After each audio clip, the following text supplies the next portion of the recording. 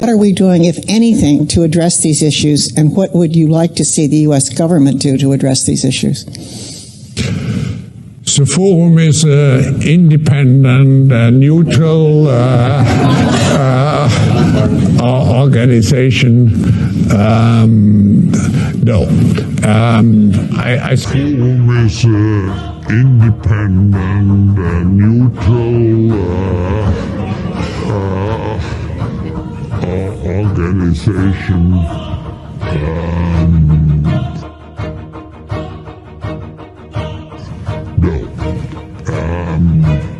I see.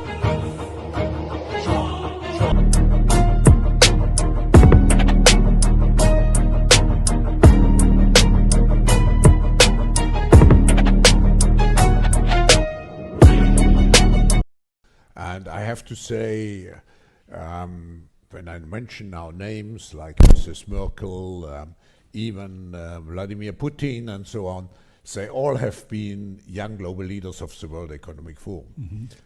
But what we are very proud of now is the young generation, like Prime Minister Trudeau, President of Argentina and so on, that we penetrate the cabinets. So yesterday I was at a reception for Prime Minister Trudeau, and I know that half of this cabinet, or even more half of this cabinet, are actually young global leaders of the World Economic Forum. And that's true in Argentina too. Wow. Yeah. Sorry. That's true in Argentina as well. It's true in Argentina, and it's true in France now. Mm-hmm. I'm with the president, who is a young global leader, but what is important for me... Let's look at things like gene editing. Exactly. You know, opening a whole new horizon for medical science. And you see, the difference of this fourth industrial revolution is it doesn't change what you are doing. It changes you. If you take genetic editing, right. Just as an example, it's you who are changed. Yeah. And of course, this has a big impact on your identity. Yeah. And offers certain kinds of possibilities that have to be careful about. You know, when you began to do that kind of gene editing, some people worry that you are changing what it means to be human. That's the problem. And of course, the new industrial revolution offers us many opportunities, but it raises manifold questions on the ethical, but even legal implications. And we have to be prepared for it. And that's what we want to do in Davos next year.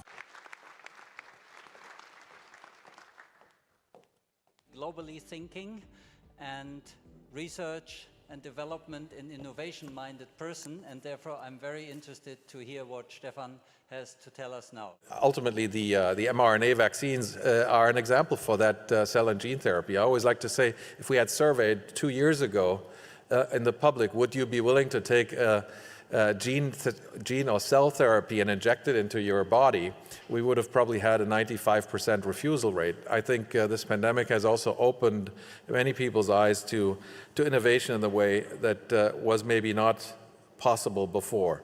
But innovations in the field of biotech also radically upend our view on many other diseases, especially NCDs. We can now think of curing many of those diseases, not just treating symptoms, as we think forward. Innovation, and we tend to forget that, especially in the rich countries, is also sustainability at a totally different level.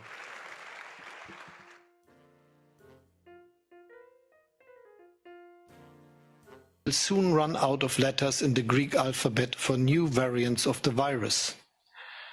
But the good news is, thanks to far-sighted cooperation, we have the tools to break the cycle.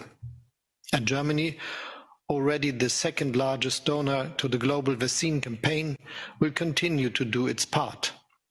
By supporting COVAX, we are determined to reach 70% of the world population by the middle of the year.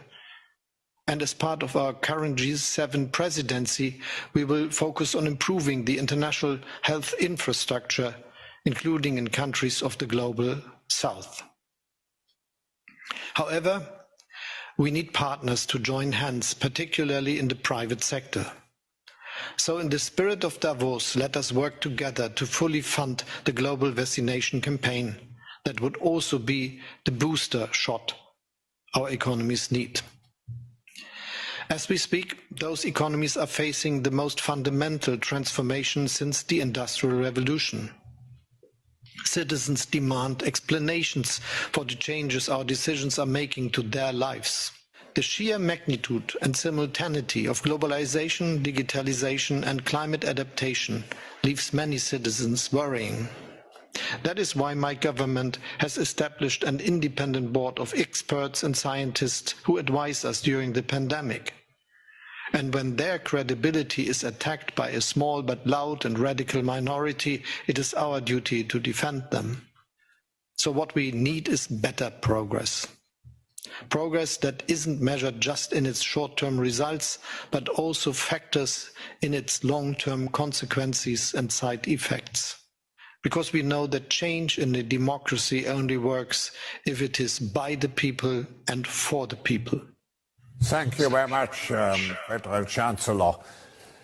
Very ambitious, very comprehensive, but as I mentioned, very necessary program, because we are living in the age of the fourth industrial revolution. We have the chance for a new renaissance.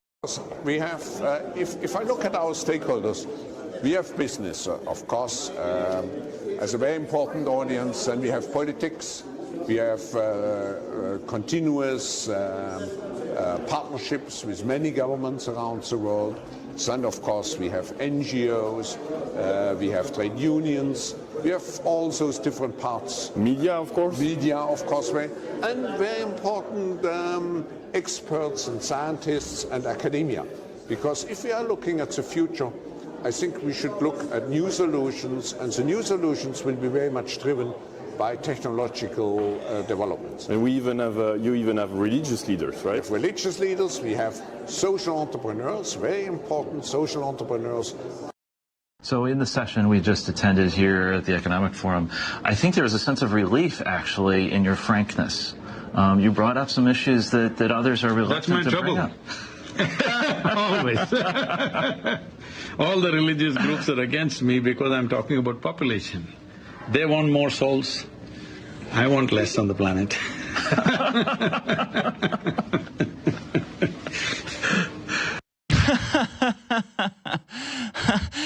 What? Let's also be clear. The future is not just happening.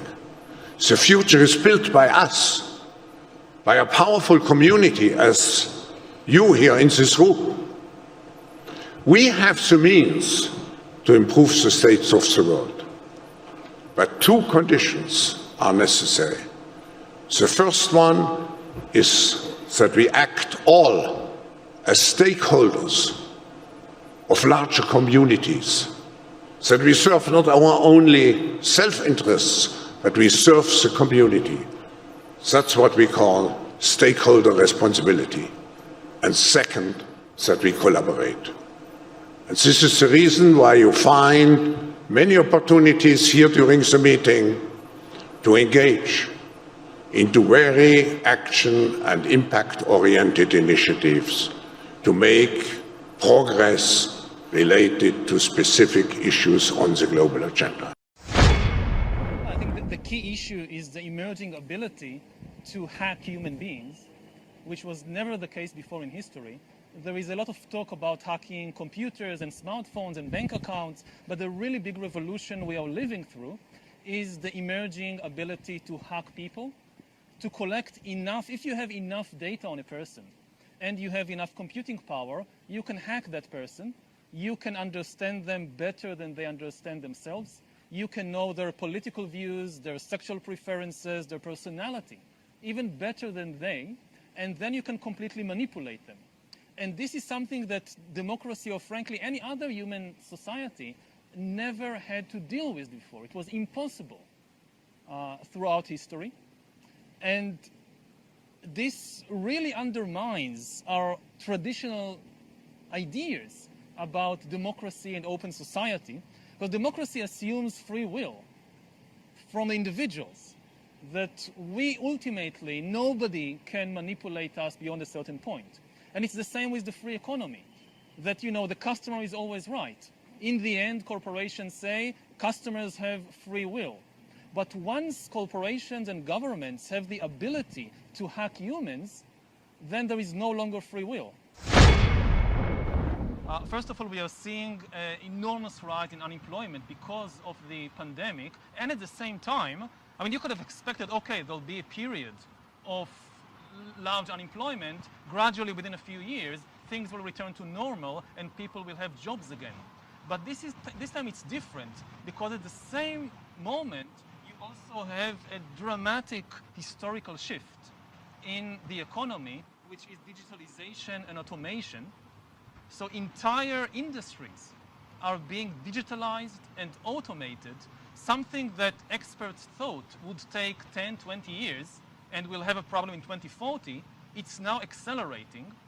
That, you know, in my own university, we talked about moving online, digitalizing the university for years, and have done nothing. When the COVID strike, we did it in 2 weeks, just shifted the whole university online. Now there is a new form of imperialism, kind of digital imperialism. To dominate a country today, you don't need to send in the tanks, you just need to take out the data. It is basically biological chip that it is in the tablet, and once you take the tablet and dissolves into your stomach, sends a signal that you took the tablet. So imagine the applications of that, compliance, the insurance companies to know that the medicines that patients should take, they do take them. It is fascinating what happens in this field.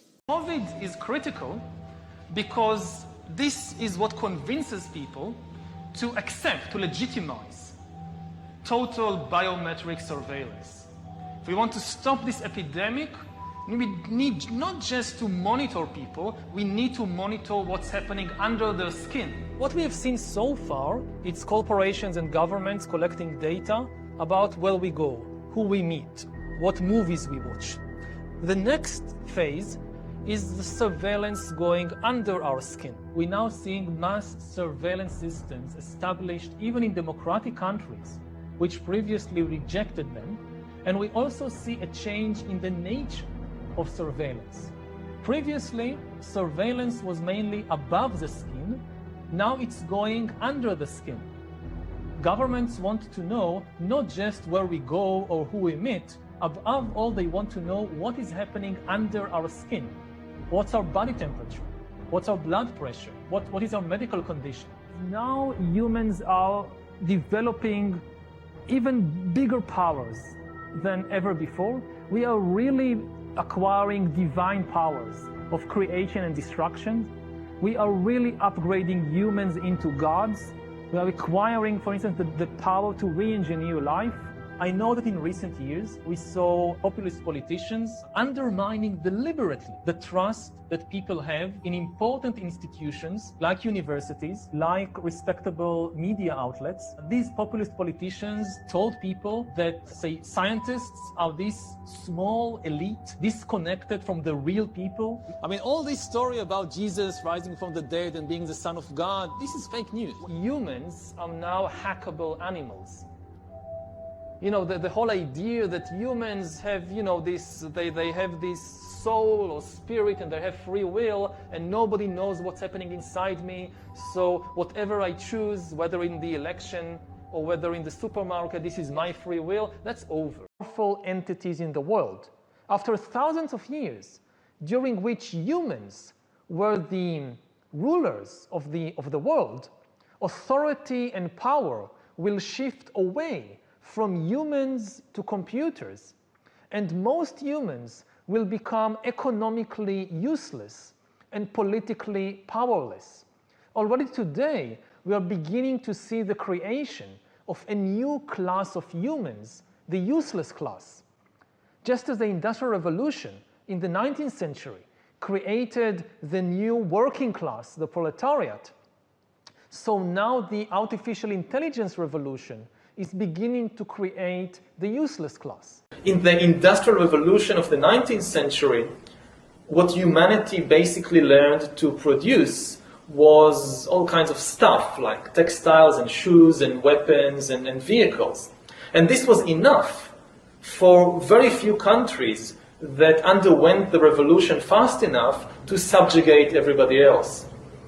What we're talking about now is like a second industrial revolution, but the product this time will not be textiles or machines or vehicles or even weapons. The product this time will be humans themselves.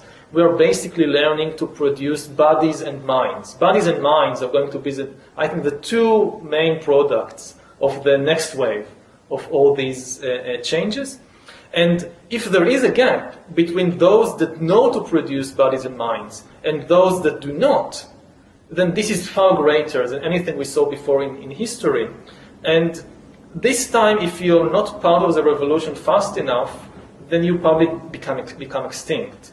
Once you know how to produce bodies and brains and minds, so cheap labor in Africa or South Asia or wherever, it simply counts for nothing. Again, I think that the biggest question maybe in economics and politics of the coming decades will be what to do with all these useless people. Will be what to do with all these useless people. With all these useless people. I don't think we have an economic model for that. My best guess, which is just a guess, is that food will not be a problem. With that kind of technology, you will be able to produce food to feed everybody. The problem is more boredom and what to do with them and how will they find some sense of meaning in life when they are basically meaningless, worthless.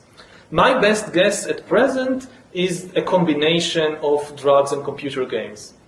And the title of this session, are we ready for a new world order? With all the current issues on our agenda, we tend to forget that we are in the midst of the fourth industrial revolution. The industrial revolution will impact our lives completely. It will not only change how we communicate, how we produce, how we consume, it will change actually us, our own identity, and of course gives life to such policies and developments like smart traffic, smart government, smart cities.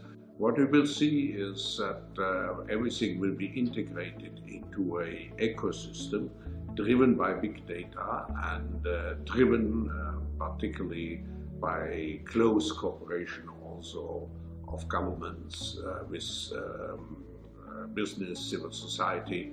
And this revolution will come at a breathtaking speed. It will be like a tsunami. And actually, it's not just a digital revolution, it's digital, of course physical with nanotechnology, but it's also biological. And so 3D provides a particular force to this revolution. So what the World Economic Forum is doing is to promote this public-private cooperation to master the fourth industrial revolution.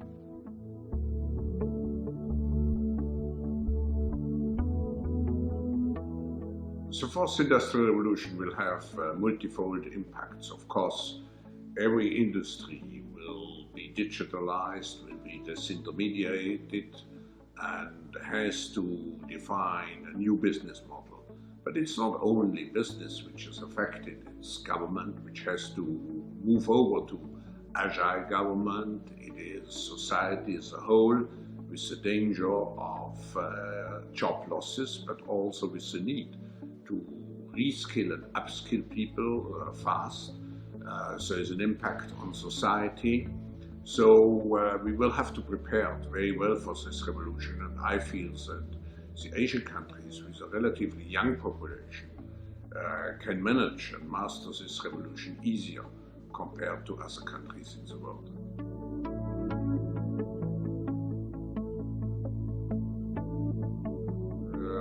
What is particularly important is the educational system. We have to change the educational system, which is still very much anchored. Even in the 19th century, we have to adapt adapted to the need to change continuously, for example, jobs. So the new educational system has not only been aiming at developing digital capabilities, and I should add ethical norms, that it also has to be based on a lifelong educational system.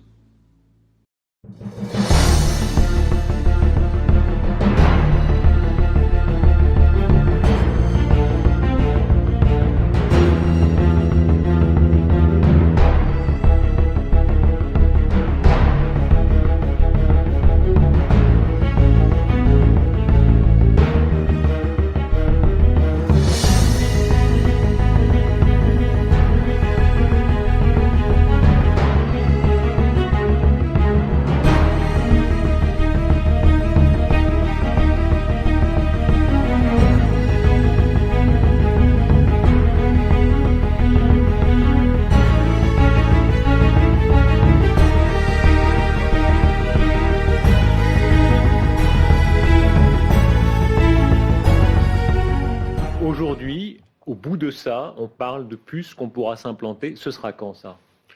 Certainement dans les 10 années à venir. Et d'abord, on va les implanter dans nos vêtements, c'est-à-dire wearables, comme on le dit. Et après, on pourrait s'imaginer qu'on les implante dans nos cerveaux ou dans notre peau. Et à la fin, peut-être il y a une communication directe entre notre cerveau et le monde digital. Ce que nous voyons, c'est une sorte de fusion du monde physique, digital et biologique. On appelle quelqu'un, on n'a même plus le réflexe de devoir prendre un appareil, ça se fait naturellement. Hein. La technique continue le corps. Oui, vous parlez et vous dites, je veux maintenant être connecté avec n'importe qui.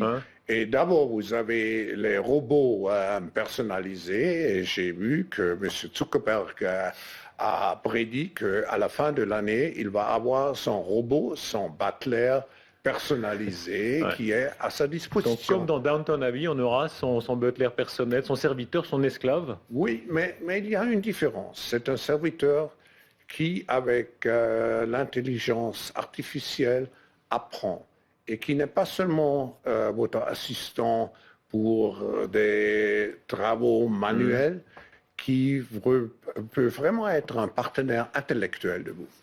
Can you imagine that in 10 years when we are sitting here, we have an implant in our brains, and I can immediately feel, because you all will have implants, and we measure your brain waves, and I can immediately tell you how the people react, or I can feel how the people react to your answers. Is it imaginable?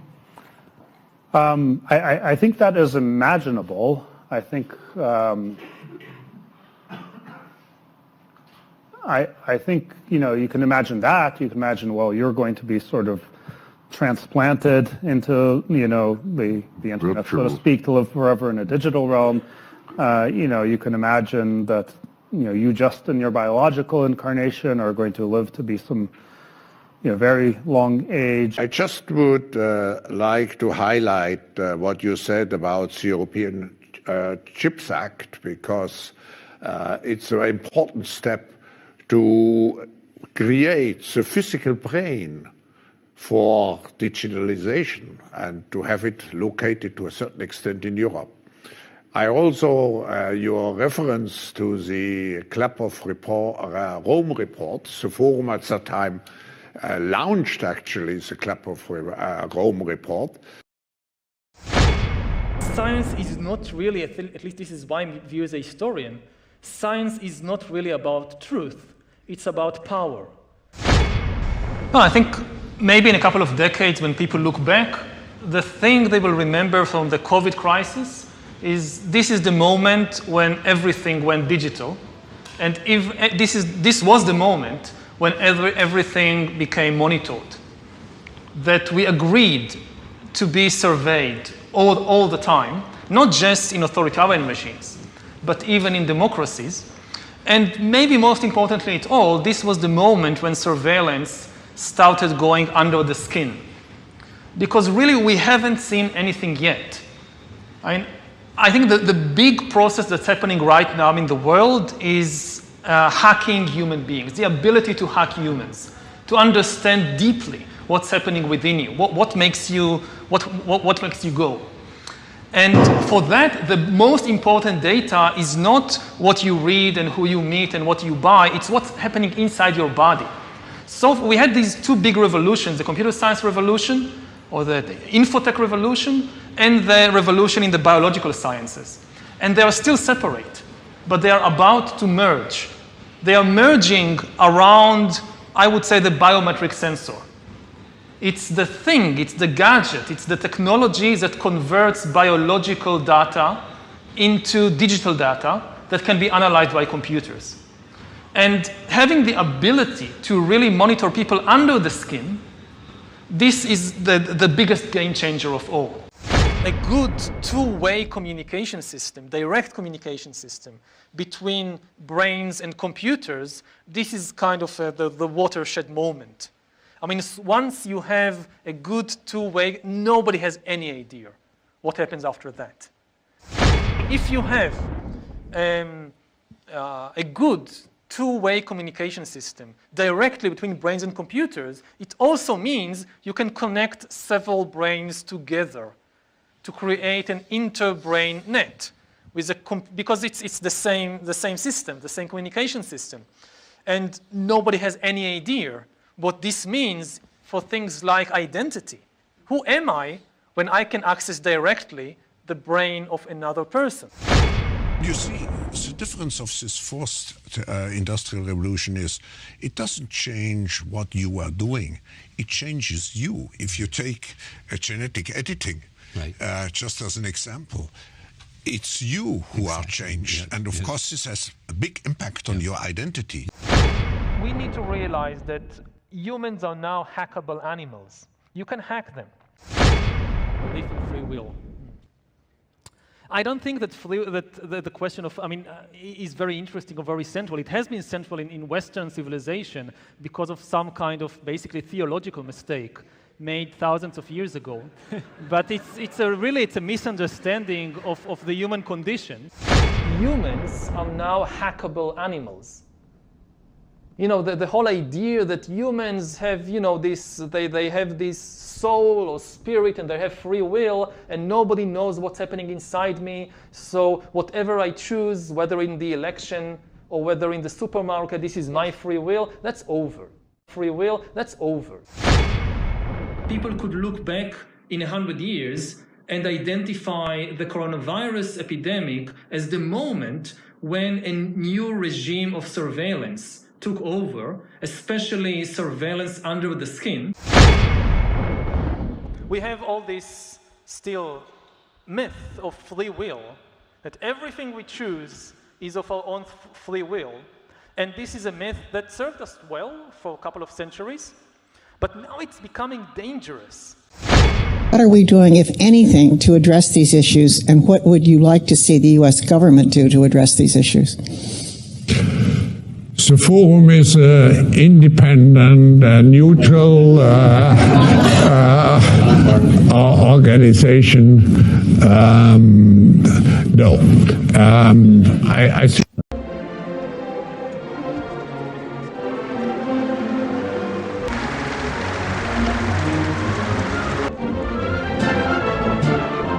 To all our brethren to receive the most worshipful, the Grand Master.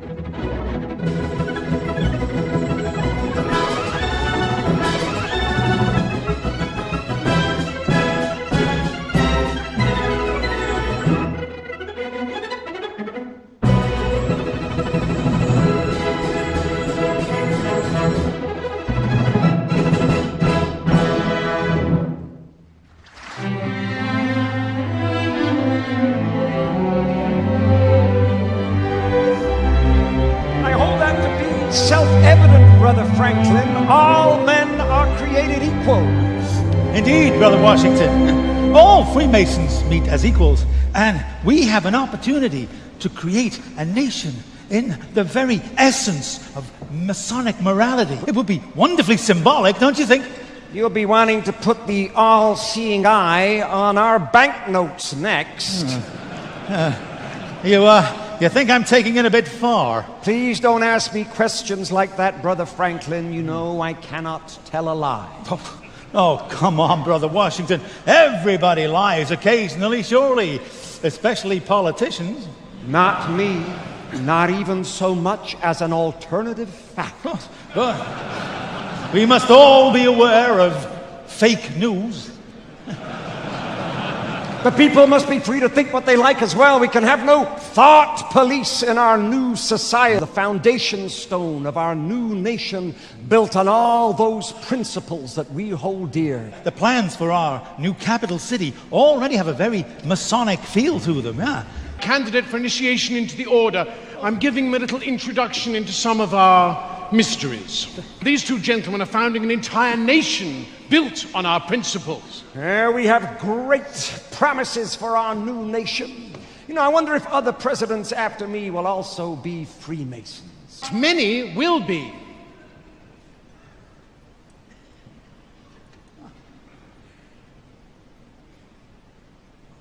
And Freemasonry will become embedded in the American culture. And the eye will appear on the banknotes. Oh, God. These principles will be honored with a gift from your French brethren. A gift that will be a welcoming beacon to the poor and oppressed. This is the statue we are giving you. It's a bit small, isn't it? Oh, this is a maquette. The real thing is bigger. Much, much bigger. I call her Liberty Enlightening the World. Catchy.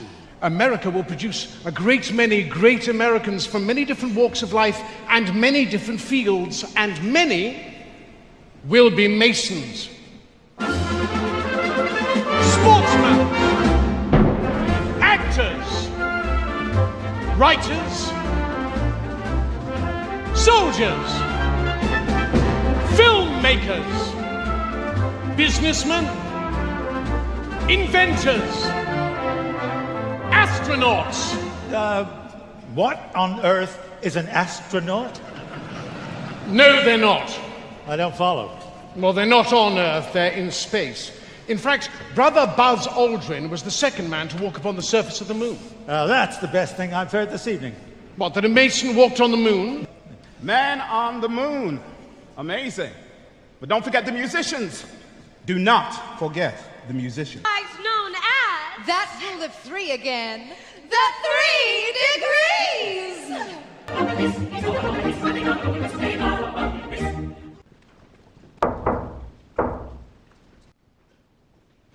Freemasonry has burned as a blazing fire through the last 3 centuries.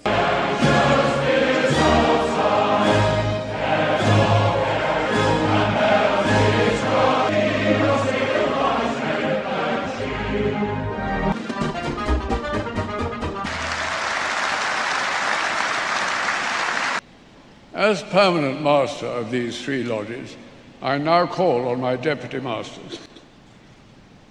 Most Worshipful Grand Master, on behalf of the Brethren of Royal Somerset House, Most Worshipful Grand Master, our ceremonies and forever remind us of our incomparable heritage, and the birth of organised Freemasonry, stressing the deep and sincere loyalty and affection felt by the Brethren of the United Grand Lodge of England for their Grand Master.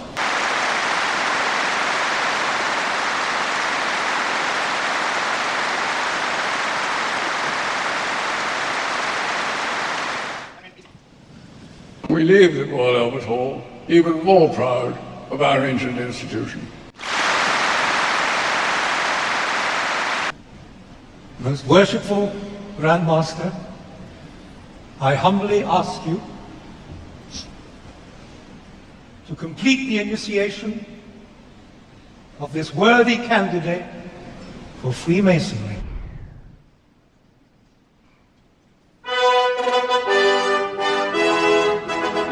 I hereby read the text of a letter sent today to Buckingham Palace. May it please your Majesty. we, the representatives of over 200,000 Freemasons under the United Grand Lodge of England, most respectfully express our continuing loyalty to Your Majesty's throne and person in this, the 66th year of your long and distinguished reign, of His Royal Highness the Duke of Kent, as our much loved and greatly respected Grand Master. We humbly thank God for preserving our order and fervently pray His blessings on Your Majesty, so that our loyal devotion to Your Majesty may long continue. Given at the Royal Albert Hall this 31st day of October, Anno Domini 2017. Her Majesty has been pleased to reply in the following terms. The Queen has asked me to thank you for your kind letter of loyal greetings on behalf of the representatives of the Freemasons under the United Grand Lodge of England, which are being celebrated on the 31st of October at the Royal Albert Hall. Her Majesty appreciated your thoughtfulness in writing as you did.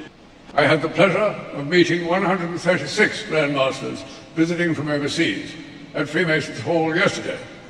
Today, though, we are a meeting of more than 4,000, gathered from all around the world, from our own constitution and beyond. When the global Masonic family comes together to celebrate our past and to renew our own pride and confidence in and enthusiasm for Freemasonry. An advocate for the craft all over the world, continuing 3 centuries of distinguished royal tradition at the very heart of English Freemasonry. To order, brethren! To order, brethren, to receive the most worshipful but Grand Master.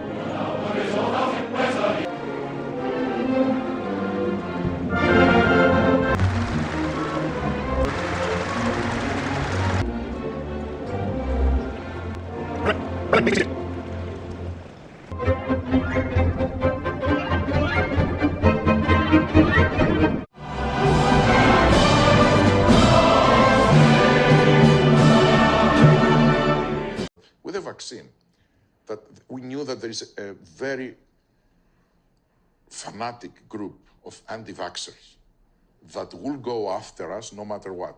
They will claim that the sun didn't go up because people were vaccinated, and that created issues with the crop, so I'm suing you. And one thing it is to sue you in the US, another thing is to sue you in a country where the legal system is not up to that standards, or in Switzerland, right? So I think that's behind us. Everything went okay, and now I think we can move on. I think we were both targets of the anti-vaccine movements and conspiracy people claiming that I had triple, I wondered what it is, triple COVID. Yeah, and something was, I think it got hundreds of thousands of clicks and so on. I know you were also target. I read one day that was arrested by FBI. Yeah, same happened to me. And there are pictures of me and FBI officers. I don't know how. Yeah. I never said. The surprising thing it is that the same publication, I found out because I had published, the previous one that was arrested was the Pope by FBI. So, ridiculous, yeah. So we are good company. Well, at least I was in good company. Yeah. The rise in billionaires has been, unprecedented during the pandemic, and there's been several sectors where that has been mostly concentrated, and one is in fact the pharma sector, because COVID has been one of the most profitable products ever. So that's one point to discuss, and our report out today is called Profiting from Pain, how those delays in making this technology available and really having people vaccinated early has contributed to that.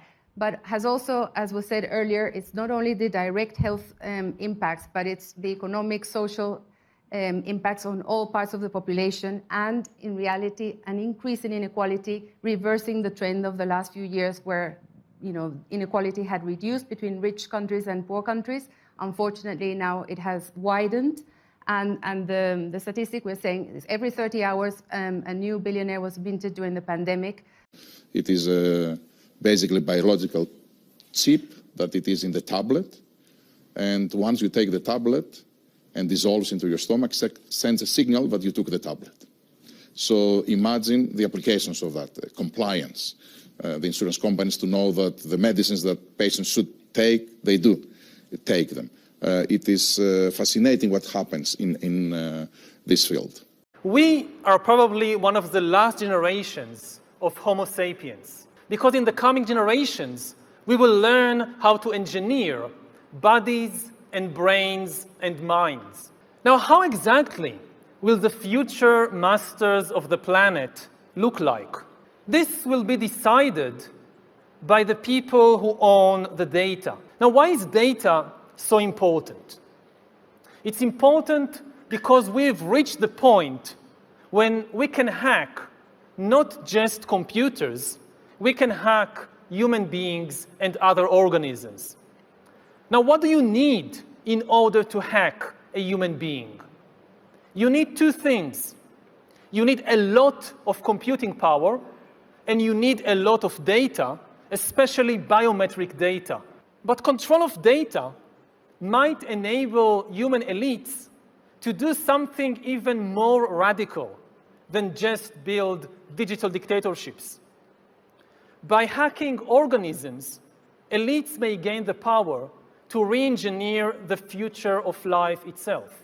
Because once you can hack something, you can usually also engineer it.